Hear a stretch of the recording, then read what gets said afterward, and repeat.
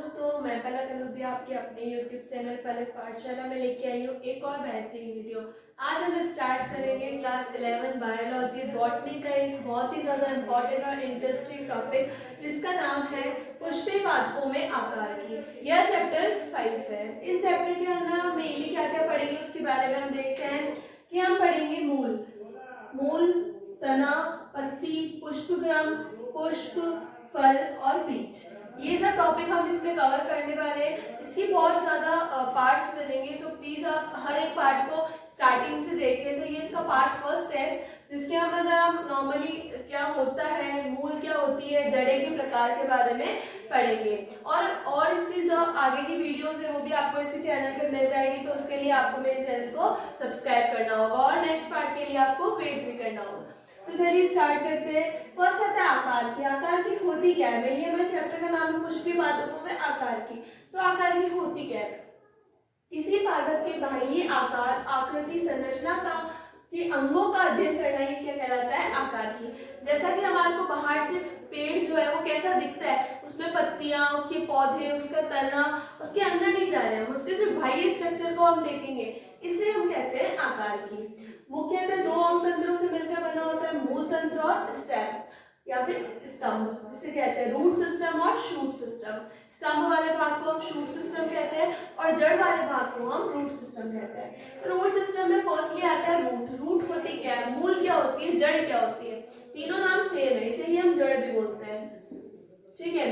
पौधों का वह भाग जो ऋणात्मक प्रकाशवर्ती मतलब नेगेटिवली प्रकाशवर्ती मतलब प्रकाश, सनलाइट ऊपर से आती है तो हमारी जो मूल होती है, हमारी जो जड़ होती है वो नीचे की तरफ वृद्धि करती है, नीचे की तरफ बढ़ती है। तो प्रकाश संश्लेषण की दिशा में अगर वृद्धि करे तो वो प्रकाश अनुवर्ती है धनात्मक, और अगर नीचे की तरफ करे तो वो कैसी है? ऋणात्मक। तो इस प्रकार से देख सकते हैं। फिर आता है धनात्मक गुरुत्वाकर्षण, मतलब गुरुत्वाकर्षण की धनात्मक दिशा में। हमारा गुरुत्वाकर्षण नीचे की तरफ लगता है और जड़ें भी नीचे की तरफ वृद्धि करती है, तो इसके लिए कैसी है? धनात्मक है। धनात्मक जलानुवर्ती, हम जैसे ही पानी डालते हैं वो पानी कहाँ जाता है? नीचे की ओर जाता है, तो जल के भी कैसी है? धनात्मक है। तथा भूमिगत होती है, भूमि के अंदर होती है, इसीलिए हम जड़ या मूल या कहलाते हैं, रूट भी कहते हैं। ठीक है। इस प्रकार से होती है, यहाँ से निकलती होती है। इसकी उत्पत्ति बीज के मूलांकुर से होती है। मूलांकुर हम नेक्स्ट चैप्टर के अंदर पढ़ेंगे मूलांकुर के बारे में अच्छे से।